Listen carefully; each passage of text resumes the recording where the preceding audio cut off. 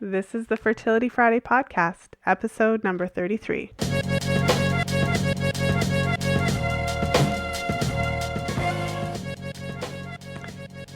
Thank you for joining me today. I'm Lisa from fertilityfriday.com, and this is your source for information about the fertility awareness method and all things fertility. If you've been enjoying the show, I would absolutely love it if you would take a moment and leave a review and a rating on iTunes. Of course, this helps the show to move up in rankings so that more people can find it. And if you enjoyed today's show, please stop by the show notes page and leave a comment. I love hearing from you. And you'll find all the podcast episodes at fertilityfriday.com/podcast. And if you haven't had a chance to join the Fertility Friday Facebook group, just head over to fertilityfriday.com/community and you'll be redirected to the Fertility Friday Facebook group. And so today, I'm so excited to welcome my guest, Katie Singer, to the show. So you may be familiar with Katie's extensive work in the fertility awareness world. She's the author of The Garden of Fertility, as well as Honoring Our Cycles. And The Garden of Fertility is so much more than just a how-to book on fertility awareness. It provides extensive information on how a woman's menstrual cycle is actually an indicator of her overall health. And she discusses how you can identify and also address various health issues that show up in your chart. So I would say that it's a must-have resource for anyone who's learning the fertility awareness method, or even if you've learned it some time ago, if you've never had a chance to read this book, I would definitely suggest to pick up a copy. And in Katie's most recent work, An Electronic Silent Spring, Katie takes a different approach where she focuses on the impact of long-term exposure to electromagnetic radiation. So this is the same EMR technology that powers all of our wireless devices. So we're talking about cell phones, computers, iPads, laptops, all of that stuff. And in today's episode, we'll be talking about why it's important for women to learn to chart their cycles for health, regardless of whether or not you're actually trying to get pregnant. We're also going to be talking about an electronic silent spring and talking about the impact that all of this radiation that we're constantly surrounded with can have on our fertility. So without further ado, welcome to the show, Katie. Hi, Lisa. I'm glad to be here. Oh, thanks so much for coming on the show. So I'd love to start by asking you to maybe talk a little bit about your background and how you came to write A Garden of Fertility. What inspired you to focus on fertility awareness and charting and all of those things? Okay. I never took the pill. I never wanted to take the pill. I somehow had an idea that it would not be good for me. And when I was in my 30s, I had been using a diaphragm and a cervical cap and didn't like those. I was getting reactions to those. And so I had a friend who knew fertility awareness, and I started reading books and just fell madly, passionately in love with the method. And I also met a lot of women who'd been teaching for quite a while, and they knew a lot about how to identify whether or not you're ovulating, whether you're likely to have a thyroid problem or polycystic ovarian syndrome or all of these other things. They said you could chart and know whether you were pregnant or whether you'd miscarried, and I just thought that was amazing. And so I just kept charting myself and using the method for preventing pregnancy, but primarily for learning about my own menstrual cycles. And then because I'm a writer, I just ended up writing books about it.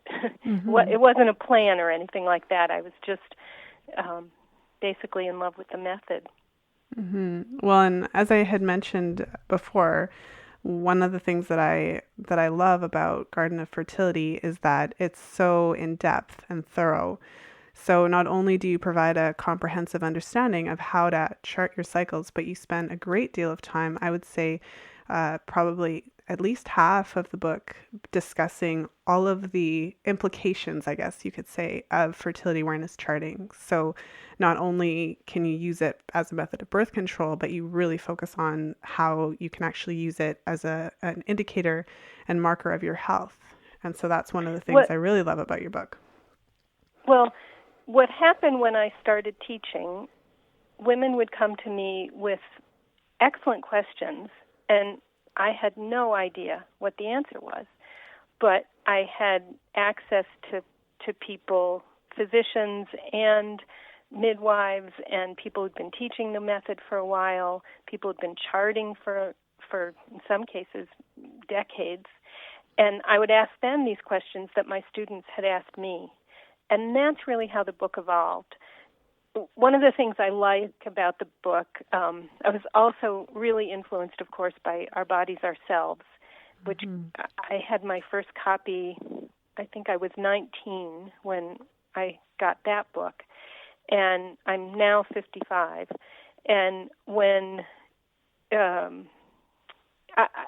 I started reading Our Bodies, Ourselves, there were all these stories from different women describing their experience with the same life cycle events that we're all familiar with.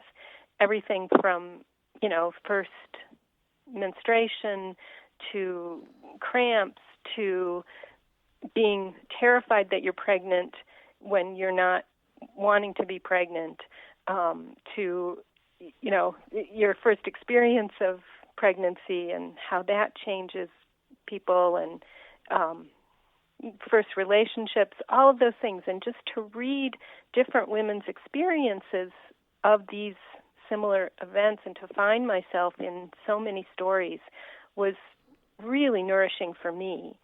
And then when my students were coming to me with these questions, they also, of course, had wonderful stories about how fertility awareness was impacting their lives. And that was very important to me, to learn their stories and then to share them. And I'm really very grateful to the women who contributed to the book and the men, because they, I think, give the method a great richness. I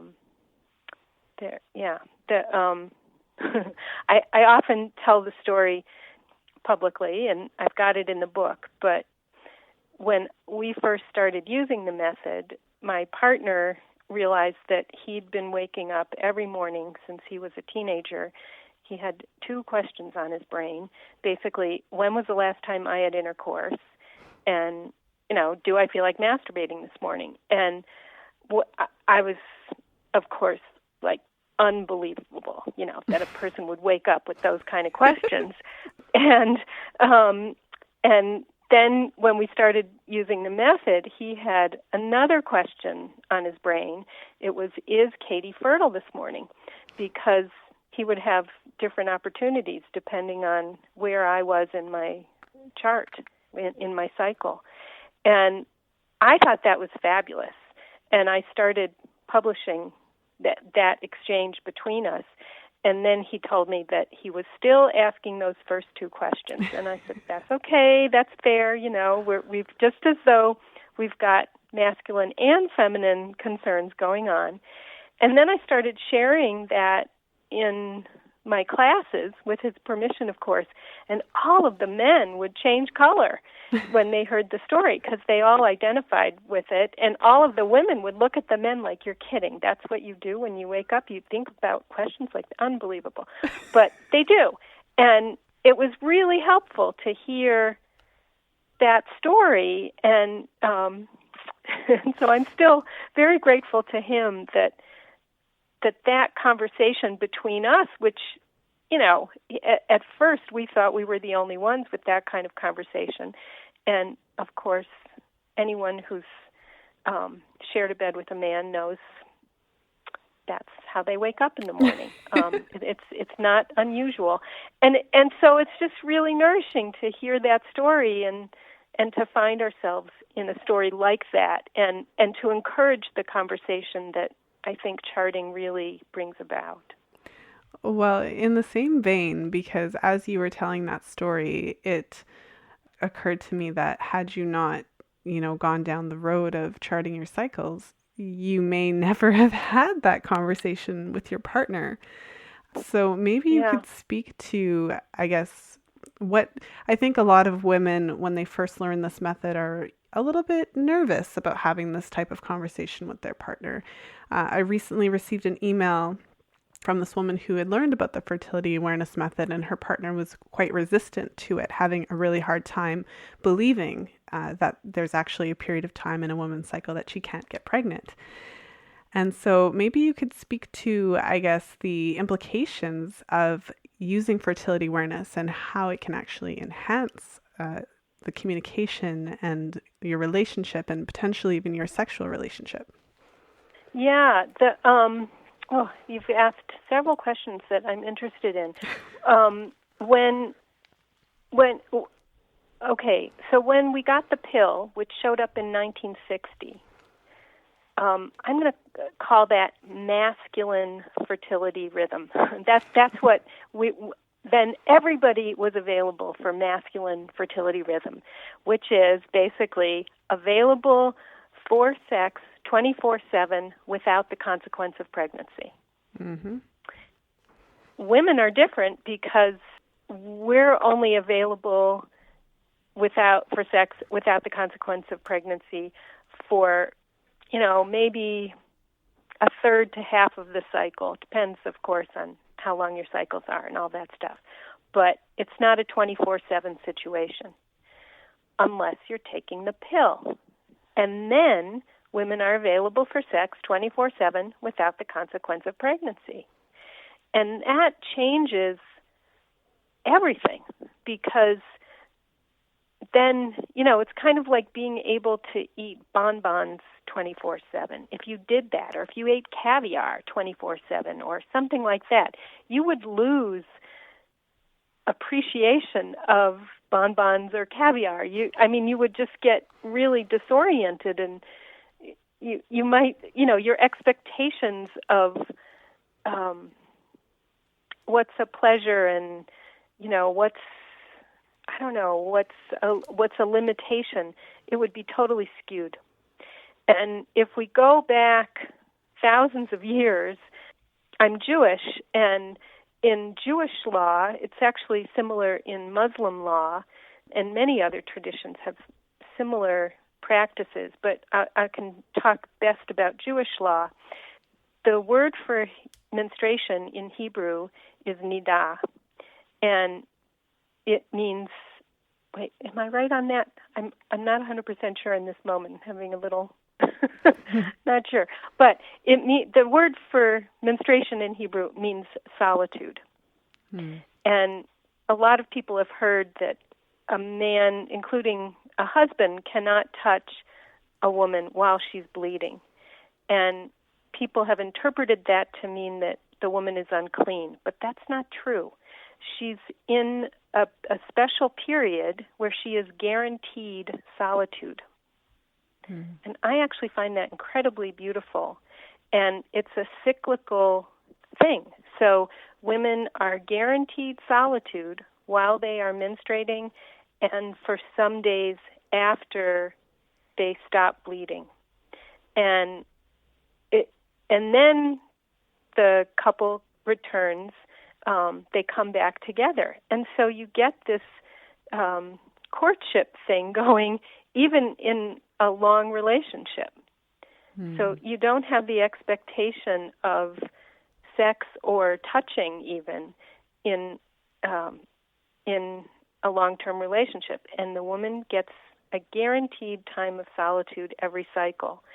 Lots of traditions, lots of religions do have a practice like that. And if you're on the pill, you don't have that cyclical thing going on. Mm-hmm. Well, I think a lot of women are put off, in a sense, by the fertility awareness method, partly because if you follow it, it depends on the woman's comfort level. Some women use the fertility awareness method with barrier methods, and some don't. And if you don't use the fertility awareness method, along with other types of barrier methods, it does involve abstaining from sexual intercourse. It doesn't mean you have to abstain from all sexual activity, but you would have to abstain from intercourse during your fertile time. And I think that puts off a lot of women because of the thought of abstaining is negative. And so from what you were talking about, there actually can be positive aspects if a woman chooses to abstain during that fertile window. As you mentioned, it's kind of like that courtship. That would be a discussion for the couple that would be pretty juicy. Yeah. So if, I mean, certainly a lot of women, when they first learn it, are completely appalled, and the men can be appalled, and then comes out the conversation. I've had physicians who were learning the method tell me that they were with men who expected that they would have intercourse twice a day. And they were shocked when they started practicing medicine and meeting women who were in long-term relationships, and they might only have sex once or twice a week, or even less often. And this one physician I'm thinking of was just stunned. She said, "You mean there are men who don't expect sex twice a day?" And I said, "Yeah, I guess so." And just having that conversation with other women and then with your partner about, well, okay, what are your expectations here? And the fact is, we can make a baby, and what happens if that awareness is not with us when we're making love? How does that change the relationship? That's where really juicy conversations begin. Mm-hmm. I think that many women are surprised to find that if they choose to abstain from intercourse, it doesn't mean there's a bunch of other fun, exciting sexual activities that aren't on the table. And so I would say that creativity really begins there. Yeah. And so does the conversation. I mean, and a lot of us can lean on the conversation or lean on the sex to communicate things when maybe there's an opportunity for talking things through. It's one of the things I've also written a book called Essential Questions about sex and health. I did this, 3 or 4 years ago. I was invited to teach in Guatemala, and so I did this booklet in English and Spanish, but one of the questions that I asked was, what is a sexually healthy adult? And most people, when they hear that question, or many people when they hear it, the first thing that comes to them is, okay, a sexually healthy adult is someone who has sex X times per week, or, they'll answer it in that kind of a way. Mm. And what came to me in response to that question was a person who knows that it's normal to be confused about sex and relationships. It's normal to not have everything you want, and he or she recognizes that sexual desires change, and the person is open to hearing from their partner when something about their sexual relations does not feel right, and they can tell their partner that something doesn't feel right, and the person respects that everyone is an expert in their own experience. So that's what came to me, and I think that comes to me from the conversations I've had around fertility awareness, that's really the opportunity that the method gives us to have intimacy and get to know each other in ways that, when you're just expecting frequent sex or availability for sex without talking it through, you lose some opportunity for getting to know yourself and your partner. Mm-hmm. Yeah, I agree. I've always found that by using the fertility awareness method and by not being on hormones, you do have to have conversations, and it's a good thing. It's you get to really talk about and kind of get to know your partner in a deeper kind of way. Whereas if you just do the set it and forget it, and you're on the hormones, you don't really ever have those conversations necessarily. So, and I just want to clarify that term being on hormones, because we have hormones going all the time. These are man-made chemical hormones that you're referring to right now. And yeah, they change us. And certainly the hormones that are naturally part of us affect us. And then if you introduce chemical man-made hormones on top of that, that's the pill or Depo-Provera or, the other pharmaceuticals that are available now. Mm-hmm. Well, one of the things that we had talked about before we did the interview was why menstrual health is actually important for all women, regardless of whether or not a woman's trying to get pregnant. I think, either fortunately or unfortunately, a lot of women discover fertility awareness when they're trying to get pregnant. But having been charting my own cycles for almost half my life, I guess you could say, I feel that the implications just go far and above whether or not you're actually trying or if you ever even want children. So maybe you could speak to that a little bit about why this knowledge is important for all women. Well, the menstrual cycle is an indicator of overall health. It can be used that way. And so, for example, if you're not menstruating regularly, if you're not ovulating regularly, if you have low temperatures, so that would be, say, 3 things that you could see easily if you were charting. That would indicate, okay, there's something that's not in, great form here. And you could say, well, can I experiment and see if there are things I can do with my diet, or night lighting is one of my favorite techniques, or some other shift I can do in my lifestyle to strengthen my cycle and see if I can get my temperatures higher, or if I could ovulate and bleed more regularly, those kinds of things. And it can be really motivating. I've known women who would find themselves binging on sugar, and they started charting the days that they would have a sugar binge and finding relationships between, how close they were to bleeding or how close they were to ovulating.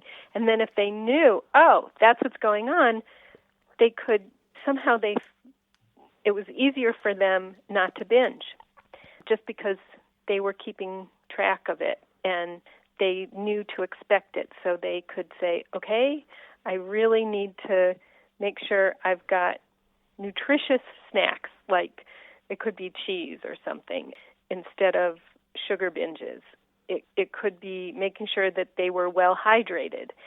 So you can chart those kinds of things, and you're doing research on yourself, and you're in charge of it, and it's pretty cool. Mm-hmm. Yeah, I always kind of felt like I was a little scientist in a way, because you are collecting data on yourself every month, and it's amazing how useful that could be. I think that I've said this many times on the show, but I feel that when a woman starts using fertility awareness, she gets way more than she bargains for. You think you're just getting this cool, natural method of birth control, but really you're getting this amazing window into your health, and you can really start to see lots of things. Like you said, you can see when your cravings come, you can see when your moods change, if you can record anything you want. And just by monitoring it, it really gives you so much more information. Yes.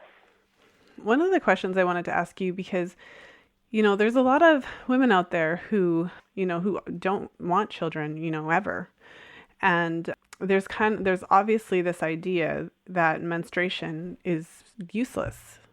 The only purpose of it is for you to have a baby. And so if you're not going to have babies, may as well get rid of your period. And that's kind of the the push for hormones, for women to be on the synthetic man-made birth control hormones in whatever form, whether it's a pill, a shot, a hormonal IUD, but basically for an extended period of time, even potentially until menopause.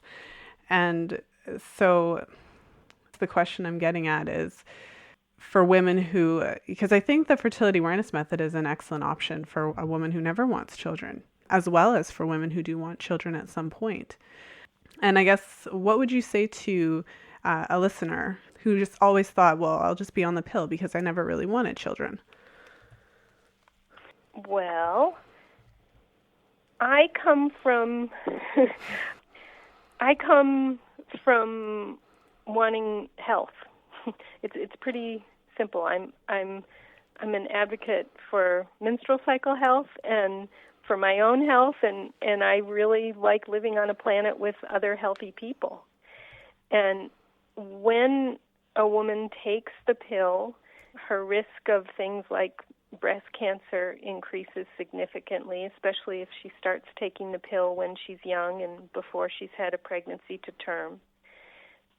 There are so many, like ovulation and releasing of the uterine lining. Those are so many, two things there that are really helpful for our overall health. And if we don't have them, if they're suppressed by synthetic chemicals and hormones, well, that affects our health. And so, this is a segue to my new book, because I consider the pill, and I'm calling it the pill, but that includes other pharmaceutical methods. It's a kind of technology that has changed our expectations of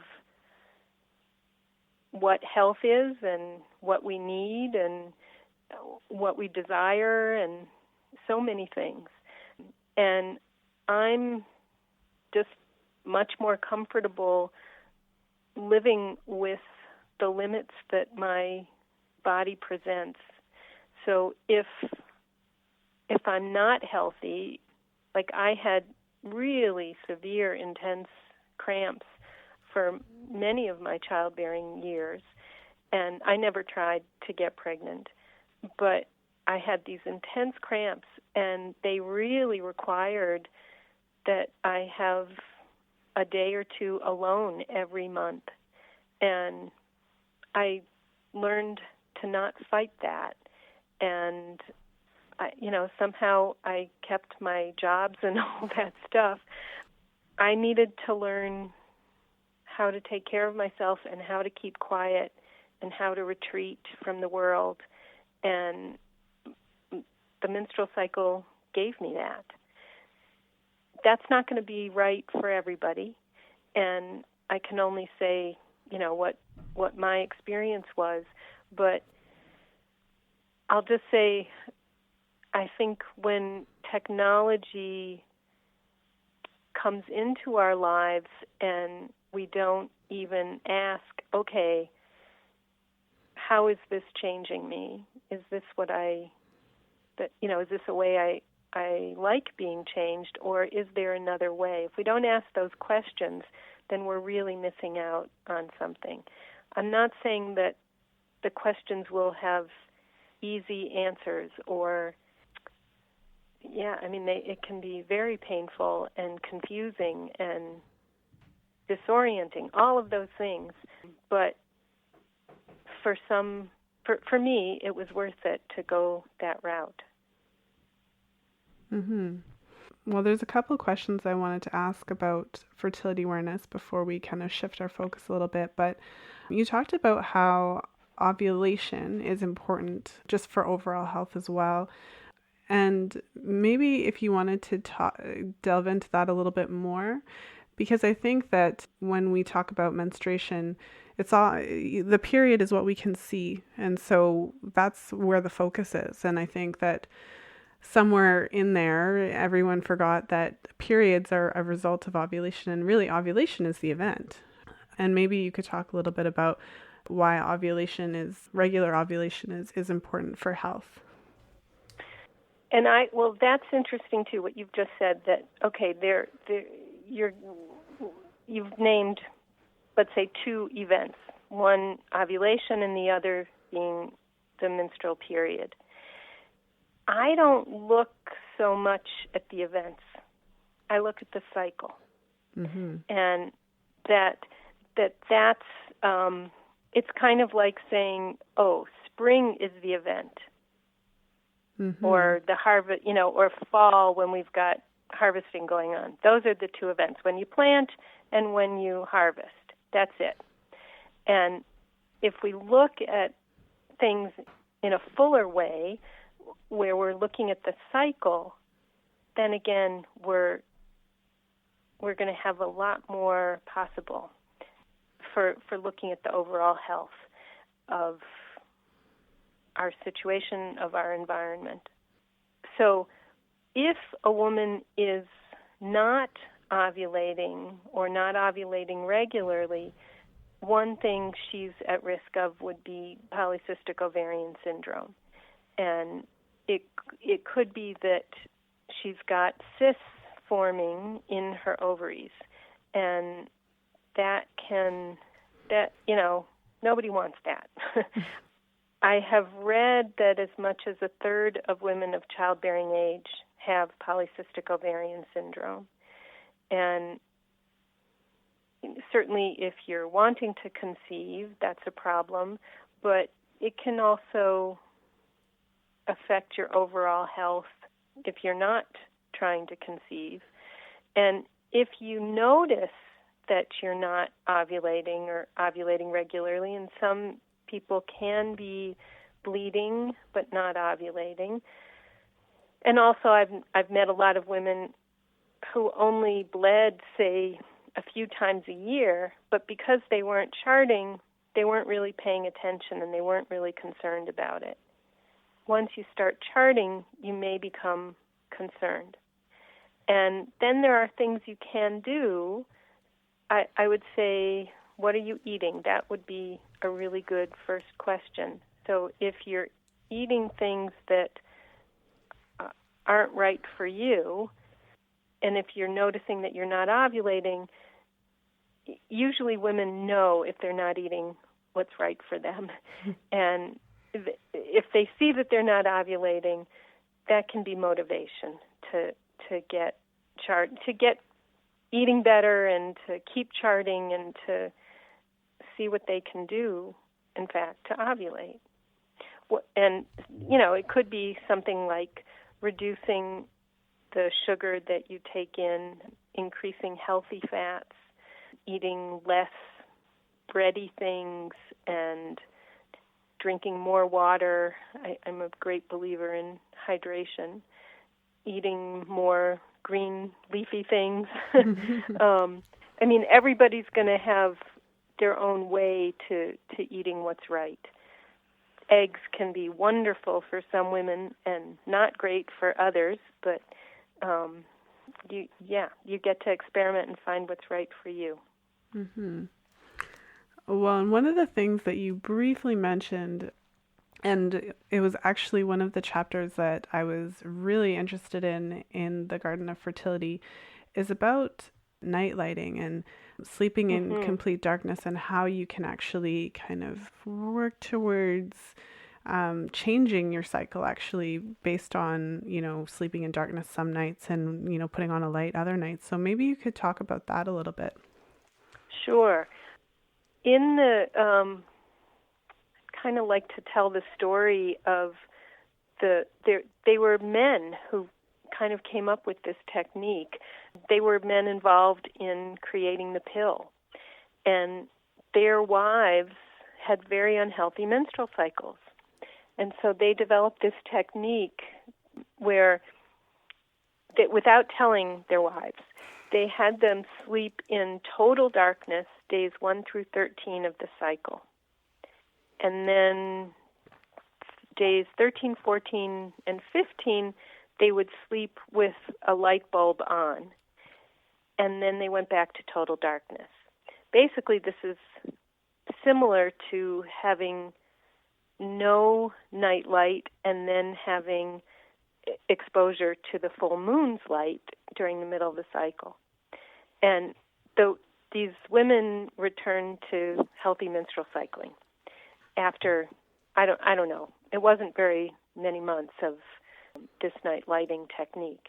And then Louise Lacey read about this and thought it was fascinating. She had been taking the pill of the 1960s and had become very irregular when she came off of the pill. And so she tried it and was just, returned to healthy cycling very quickly. She went on and used the method for preventing pregnancy. She would simply not have genital contact during the nights that she was exposed to light. And then another woman used the method she offered it to her students of natural family planning and found that it really strengthened their menstrual cycle health. So women who didn't have regular cervical fluid secretions, or they weren't ovulating in a regular way, or they wanted longer post-ovulatory phases, all of those things would improve from the night lighting technique. So there it is, and I'll just say what we mean by sleeping in the dark is that 10 minutes after you turn out the lights, you shouldn't be able to see your hand right in front of your face. That's what darkness means. And in order to get that, you may have to get special shades for your windows, or I always liked using cardboard boxes because they were cheap and they really worked. But you'll find a way to cover your windows so that you can't see your hands when you turn out the lights. And I've always slept better when I have that much darkness, and that's another benefit. Mm-hmm. In that section, when you were talking about the night lighting technique in your book, you also had touched on how this technique can help you to bring back your cycle after postpartum, so after you've had a baby. And I thought that was really interesting too. So correct me if I'm wrong. So it sounded like it does have an impact of one of the aspects. I'm sure it's not the only aspect, but it can have an impact of when your fertility actually returns after childbirth. Yep. If you're nursing and you're just really wanting your cycle to get regular, or to return at all, you can start the night lighting technique. Well, I thought that was interesting because I've been sleeping in complete pitch darkness now for, I guess, probably about 2 years or so. At first, my husband wasn't too excited about it, fumbling around in the middle of the night without any type of light, but he's kind of come around. But I thought it was interesting after I read that section because after I had my son, my fertility didn't return for 14 months. And I was reading that section and I thought, I wonder if it's because I was sleeping in the dark all the time. I don't know. Let me say a little, we've been talking about the Garden of Fertility. I'll just talk a little about honoring our cycles, if I could, which came after Garden of Fertility. And it's much shorter and doesn't have as much stuff from men or about men, but all the stuff is there in terms of night lighting and other remedies that you can try for returning to healthy cycles or maintaining healthy cycles. There's stuff about breastfeeding and using fertility awareness while breastfeeding, but it's much shorter. And I like it when a woman has a lot going on, which could be one child or more than one child, or, a full-time job, and she wants to try to learn fertility awareness at the same time. It can be a a book to start with because it's shorter and simpler. And then if you really get into it, then go from Honoring Our Cycles to Garden of Fertility. But for a lot of people, Honoring Our Cycles is a good first choice just because it's shorter. Is that the main difference between the books? I think the tone is a little more conservative in Honoring Our Cycles, and there are. I talked more about food in Honoring Our Cycles. I gave some actual recipes, but basically, it's the same information. Okay. Well, I'd love to talk about your newest book because, having prepared for this interview, having gone to your website, so electronicsilencespring.com, taking a look at some of the lectures that you've done, I am thoroughly scared now. And so maybe talk a little bit about electromagnetic radiation, what it is, where it's coming from, and why we should all be aware of this. Okay. We're living now in a world where lots of technology is normal. Things like cell phones and Wi-Fi and cell towers and utility meters that are transmitting data wirelessly back to the utility companies. I could go on, but basically most electronics and even power lines, that deliver electricity to us, they emit electromagnetic radiation. And because we're so, you're Canadian, and so I know a little bit about Canadian laws, but I'm much more familiar with U.S. American laws, but I'm sure they're similar in Canada. When our Federal Communications Commission got formed in 1934, they made a rule, and it said, go ahead and invent and market any electronic device you want, as long as it doesn't create harmful interference.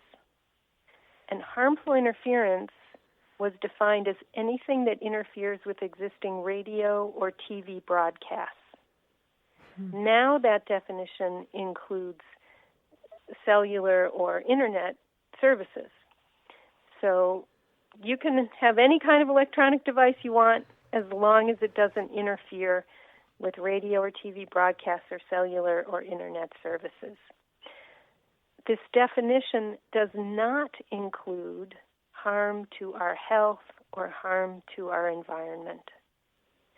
And it's interesting talking about the pill as a kind of technology and now talking about these electronics as other technologies where we've just got expectations of what's normal and we don't really think about it. Most of us don't know how to live without electricity. I certainly have no idea how to live without a refrigerator or a washing machine, or just lots of other electronic devices. And so when we get to that assumption of what's normal, which is not based in nature, then we lose something, and we put ourselves at risk. There are thousands of studies that show that exposure to electromagnetic radiation, EMR, emitted by electronic technologies harms our health and harms our environment. But now we're in a world where we do not know how to live without these things. And so we've got quite a bit of trouble. So I'm with you in your fear. I mean, that's completely logical to me. And if you've got a small child and you're facing the future, realizing, whoa, we're surrounded by this stuff and we're emitting it ourselves all the time, we're contributing to the problem all the time, what do we do? I would say fear is, it's an understandable station to sit with. The good news is that there are things we can do to reduce our emissions and our exposure to this radiation. Well, maybe before because I definitely want to find out about what we can do. I think part of the fear is really the unknown, because no one really is talking about this a whole lot. And so it's really, for me, it's this big question mark. And so could you talk a bit about what some of those harmful effects are, maybe in general, but also how the radiation can impact fertility, if it's different for men versus women? And Sure. Well, so we have studies showing that DNA is harmed. For one simple example, we get DNA breaks, something you don't want. We have DNA breaks all the time, but some of them don't repair. And, that would be genetic effects. We have at least a dozen studies showing that men who keep cell phones in their pockets, their sperm are damaged. And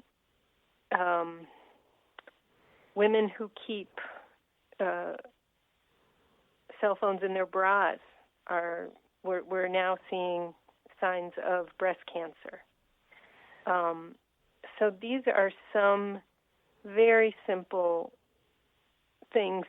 I'm calling them simple, but they're just there are obvious relationships between cell phone use and fertility. If a woman uses a cell phone while she's pregnant, the risk of her child having a behavioral problem by the time the child reaches school age it increases by, I think, 85%. It's very startling and sobering.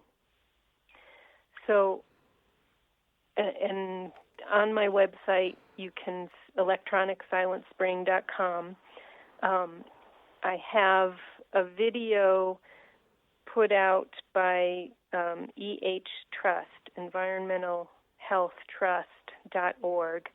The video is called Baby Safe Project. You just go to babysafeproject.org, and the head of Yale Medical School's OBGYN department advises pregnant women not to get near cell phones or Wi-Fi because of the behavioral changes he sees in the offspring of rats that are exposed to cell phones and Wi-Fi. So those are some of the, in brief, some of the studies that we have now. But let me tell you about the good news. Please. Yeah. So I also have a report at electronicsilencespring.com. It's called Calming Behavior in Children with Autism and ADHD.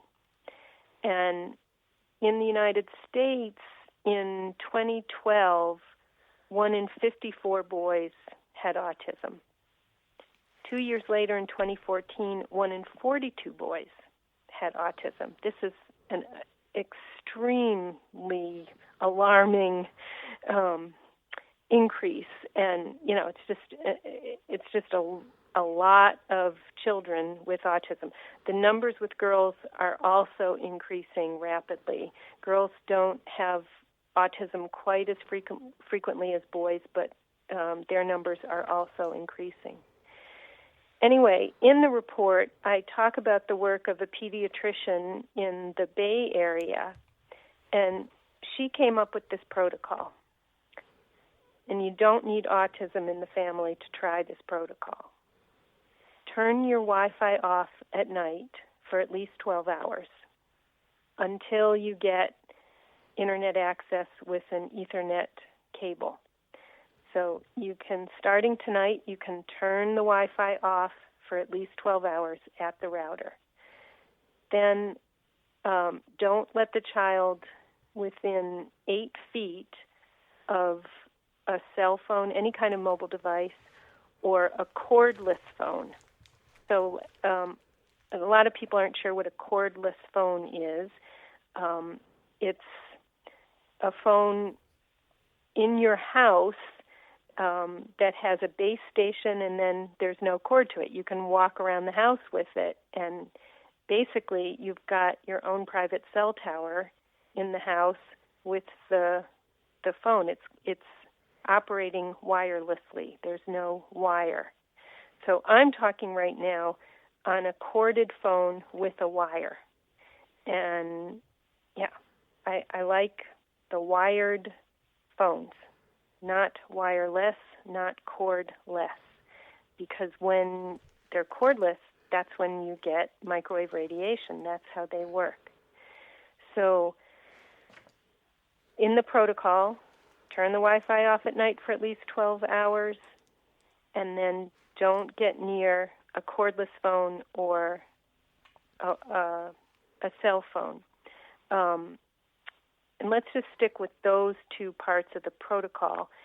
In your bedroom, for example, you don't want to be sleeping with your head near a cordless phone or your cell phone or a laptop or something that's charging, or even a digital alarm clock, those $10 digital alarm clocks. Ideally, everything is unplugged in your bedroom.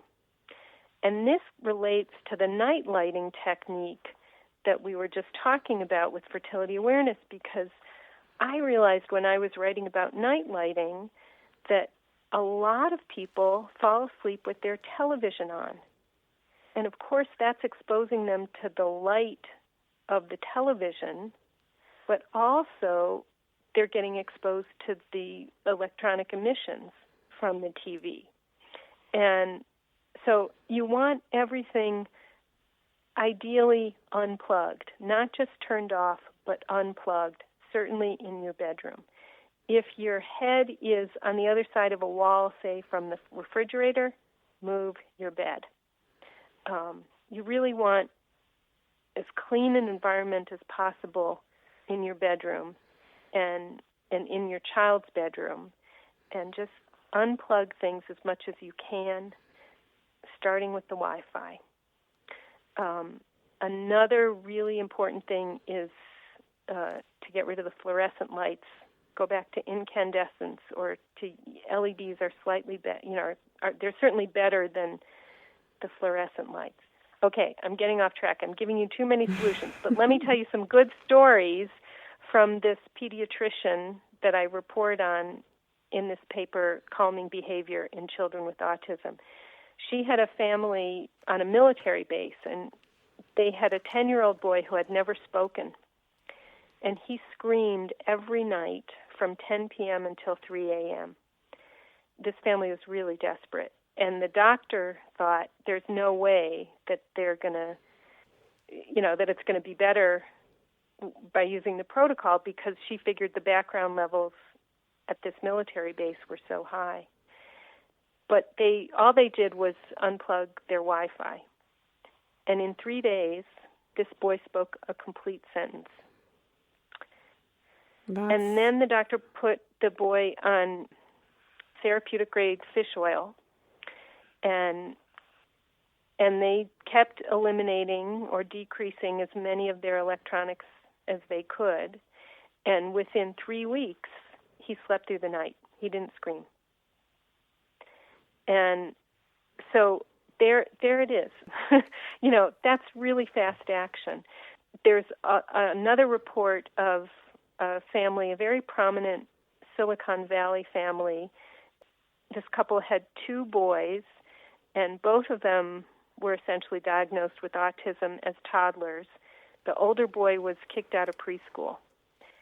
And this family was really attached to their wireless technologies. They loved their computers and, their pads and their cell phones and all that stuff. But there they were with these two boys who were, the older one was kicked out of preschool. And the father had a revelation one time. I think he was under a desk or something, unplugging something, and he felt this buzz, and he said, "Oh my gosh, that's, something's affecting me." And he just unplugged everything and eventually eliminated all their wireless technologies. And those boys are now teenagers, and neither of them has autism. That's so profound and, again, scary because it's so ubiquitous. Is that the word? It's everywhere. Yes. And so as I've been digesting this information that I've learned since, as I mentioned earlier, since I was researching for our interview, I live in Toronto, Ontario. So I guess this is a question, but it's also a statement because, of course, everything that you can do can be helpful to your own family. You mentioned the example of the military base, and the family didn't know whether the surrounding levels would affect radiation. Yeah, but it did make a difference what they did inside their home. So that answers my question partially. But being in a city, I am surrounded by it, and I am in the city of addiction to cell phones. You can't find a person who's not on their cell phone. But I'll tell you another piece of good news. And can I just throw one other thing in there? Yeah, sure. Even if you live in a single detached home, when you go onto your computer to select Wi-Fi, 7 different Wi-Fi come up, or 10 or 12. Sure. If you live in an apartment. So for the people who are for the listeners who live in apartment buildings or who live in attached homes or even just live in a city, even if they live in a detached home, how scared do we have to be? Because even if it occurred to me, I realized, even if I shut off my own Wi-Fi, which I've started to do at night, and even if I throw my phone into airplane mode or if I turn it off, I'm still in an elevator with 10 people with they're all on their cell phones. Right. And your son is getting exposed, and and children are more vulnerable than adults because their skulls are thinner, and also this is something about exposure with radiation, but the less surface area there is for exposure, you actually then absorb more radiation. So children will absorb more radiation than a larger person. Lovely. That's why we need to be concerned about children. But let me tell you the good news. You live in a city with a fabulous organization. It's called Canadians for Safe Technology. I think the website is C4ST.ca. It's also available at .org. C4ST.ca or C4ST.org. It was started by Frank Clegg, who actually has a wonderful quote on the front of my book, An Electronic Silent Spring. And Frank Clegg is the former president of Microsoft Canada. And he's gotten involved in, he started Canadians for Safe Technology. So I would say go to that website and find the resources that he's exploring for responding to exactly the question that you've just asked. Okay, so if you're living in an urban environment where you're saturated with wireless technologies, what can you do to continue in this society and to increase your family safety? That's exactly the kind of question that this organization is looking at. C4ST.ca, C4ST.org. And my website has lots and lots of resources. I just posted a piece called Safer Solar Power. A lot of people who have solar power systems are actually generating radiation in their homes that they're not aware they're generating. And there are ways to reduce that radiation and to make the system safer. So there are people who are doing this work right now, and you are sane to be scared.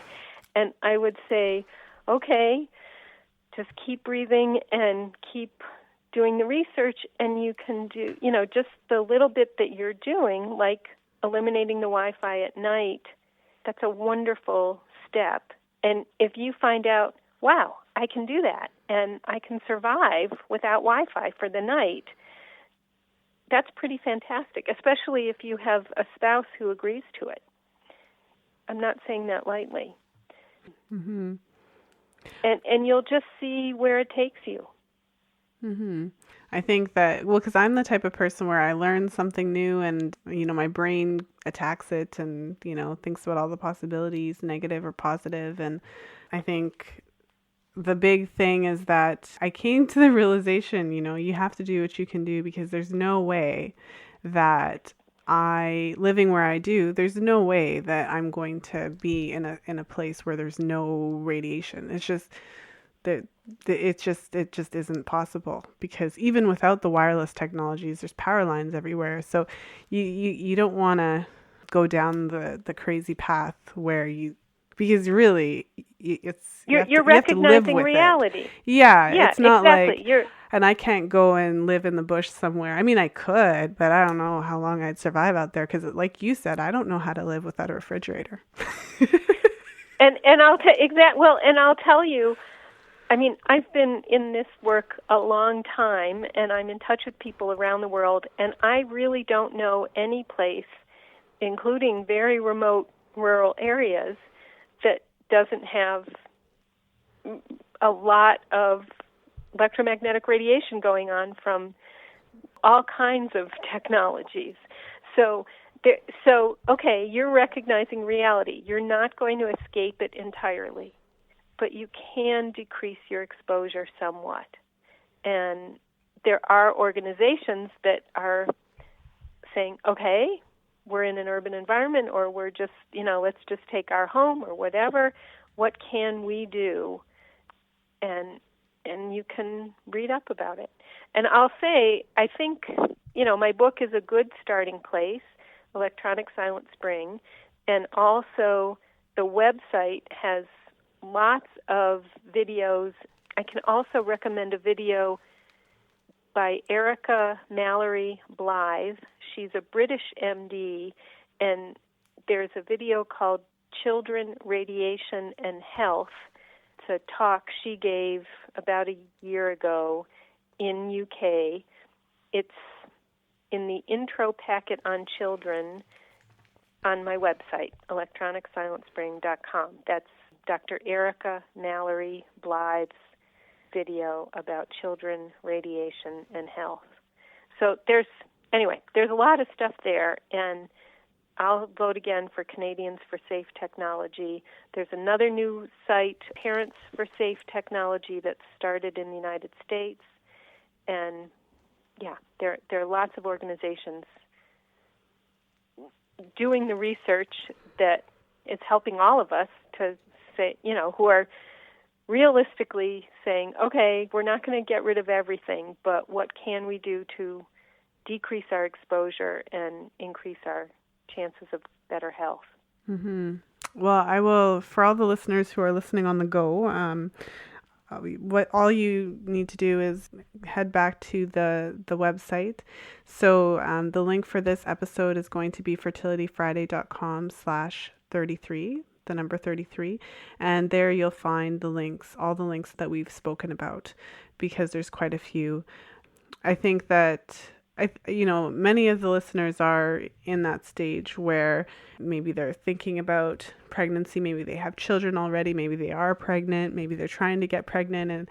And obviously when you're pregnant and when you have small children, those are two big vulnerabilities to these types of things. And I think the message that's coming across isn't to, be terrified of everything, but to be aware of it and to start the conversation and to see if there's something that you can do to reduce your exposure. So I think that I think it's very important to look at it that way instead of getting really scared and crazy because, as you mentioned, it's the reality. This is the world that we live in now.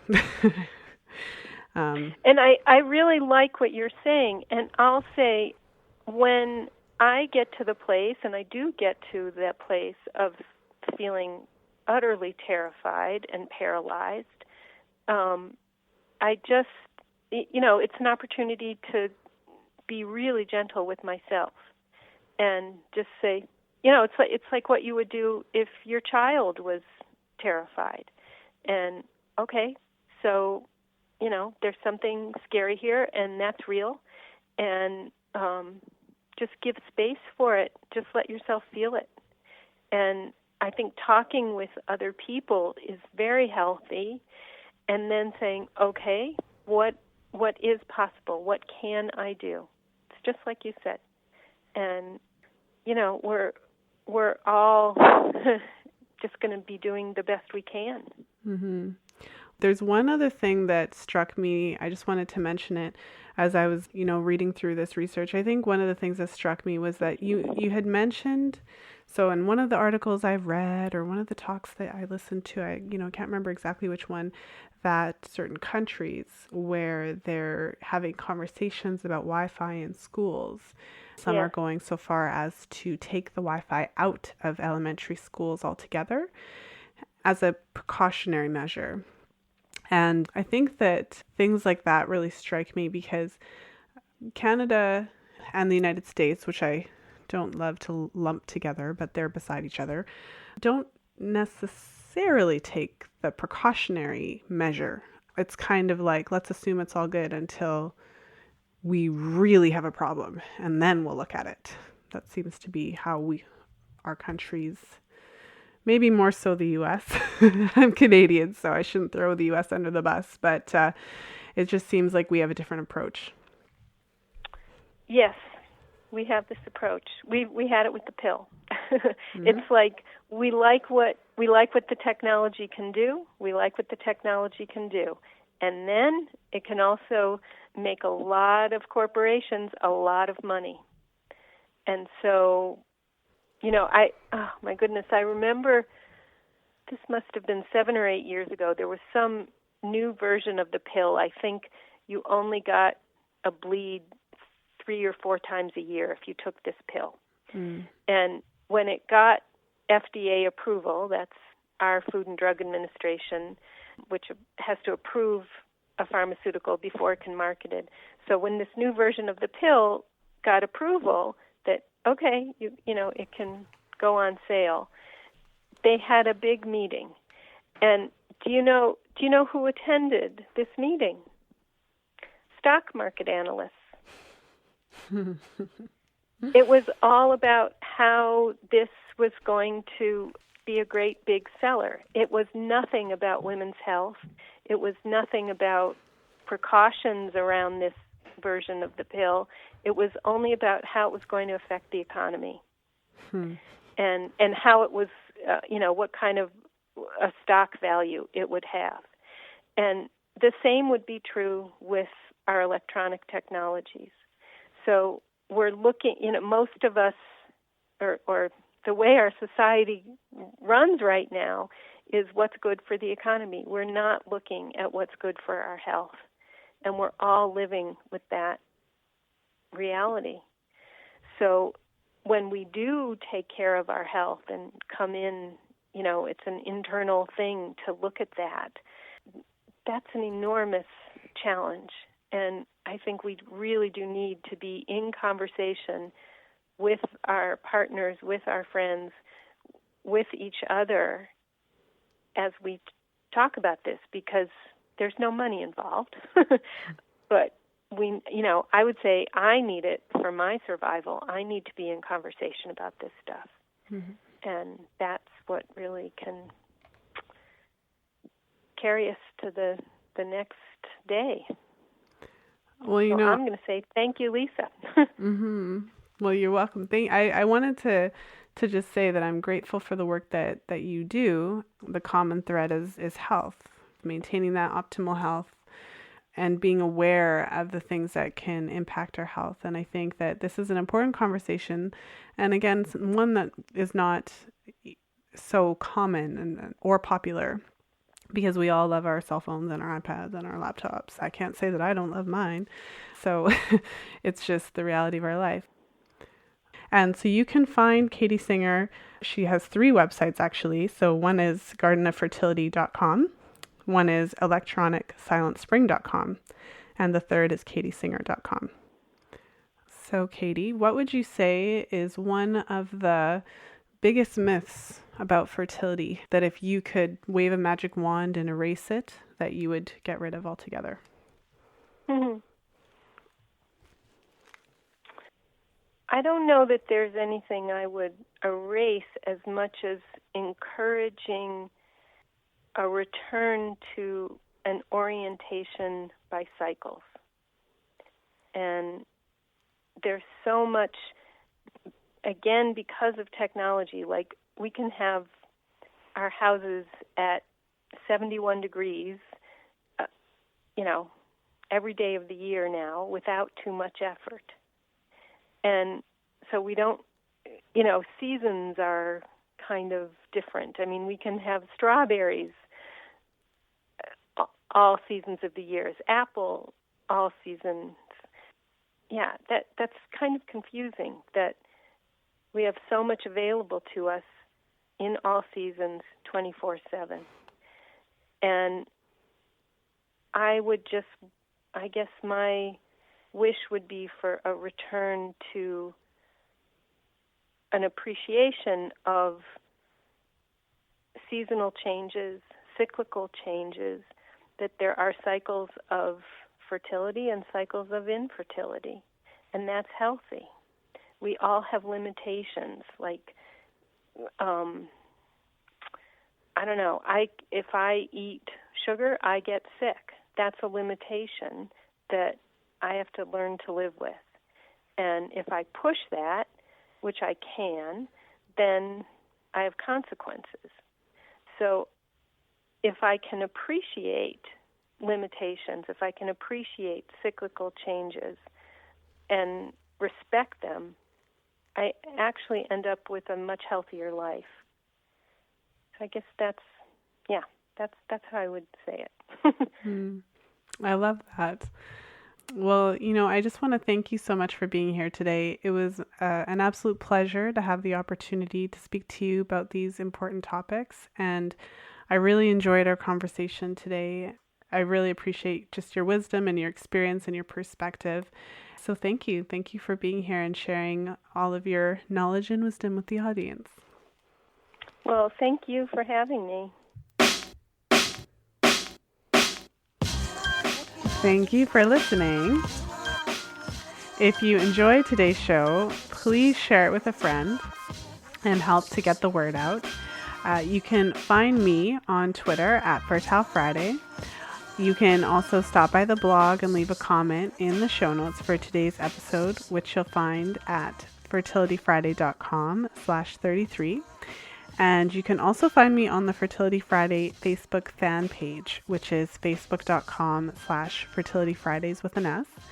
And as I mentioned earlier, you can also stop by the Facebook group, the Fertility Friday Facebook group, which I've recently created to give us all an opportunity to form a community where we can learn about fertility awareness charting and support each other. And so you'll find that at fertilityfriday.com/community, and you'll be redirected to the Facebook group. So just, send a request to join and I'll approve you. And yes, so I appreciate you so much for taking the time to listen. I absolutely love doing this show, and I love all of the amazing feedback I've been getting. I've been getting emails and comments, and so thank you so much. You just make it so much fun for me. So yes. And also, if you've been enjoying the podcast, please look for it in iTunes and leave a review and rating. And that's just a way to help to get the word out and to help more people to find the show. So I hope you enjoyed today's episode. And as always, until next time, be well and happy charting.